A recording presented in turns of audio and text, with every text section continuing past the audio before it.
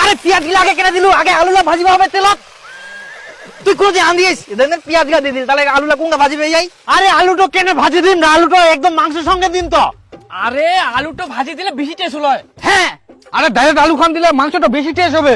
আরে আলুটা না ভাজি দিলে গলি যাবে। আরে এত বড় আলু সিদ্ধ তো না রে, ভাতের সঙ্গে সিদ্ধ করে এনে দিবা হলো।